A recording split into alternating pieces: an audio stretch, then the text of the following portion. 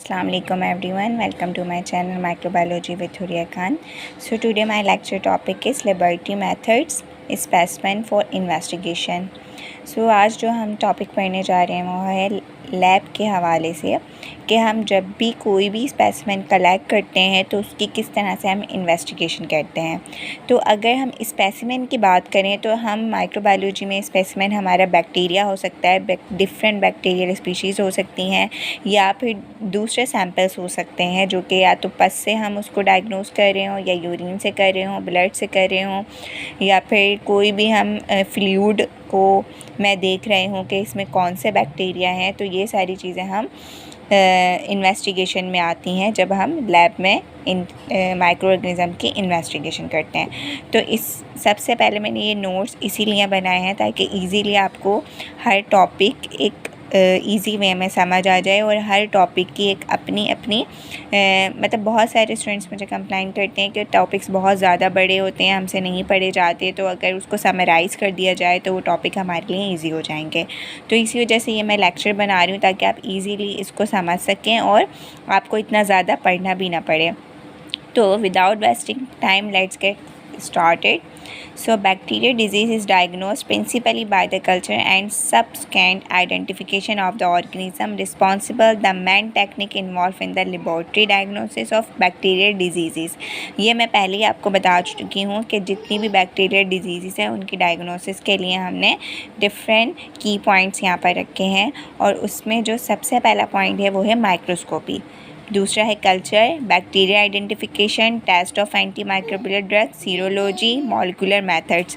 ये सारे जो पॉइंट्स है ये सारी चीज़ें आती हैं इन्वेस्टिगेशन में। जब भी हम लैब में इन्वेस्टिगेशन करते हैं तो उसमें ये सारी चीज़ें हमारे पास होती हैं इन्वेस्टिगेशन के मेथड में। तो स्टेप बाय स्टेप हम इसको करते हैं। सबसे पहले हम क्या करते हैं, कल्चर करते हैं यानी CS करते हैं। उसके बाद हम उसके लिए स्लाइड प्रिपेयर करते हैं। स्लाइड प्रिपेयर करने के बाद उसकी माइक्रोस्कोपी करते हैं। तो यहाँ पर सबसे पहले हमारे पास माइक्रोस्कोपी बताई गई है कि माइक्रोस्कोपी हमारे पास कौन कौन सी होती हैं या किस तरह से करते हैं। सबसे पहले है लाइट माइक्रोस्कोप या हम उसको ब्राइट फील्ड माइक्रोस्कोप भी कहते हैं, जिससे हम डिफरेंट ऑर्गेनिजम्स को देख सकते हैं। Preparation are made either directly from clinical samples like sputum, urine, blood and fluids or from bacterial culture. These are usually examined after staining with dyes but are sometimes unstained with standard light microscope of stained film with the oil immersion objective give a magnification of about 1000x.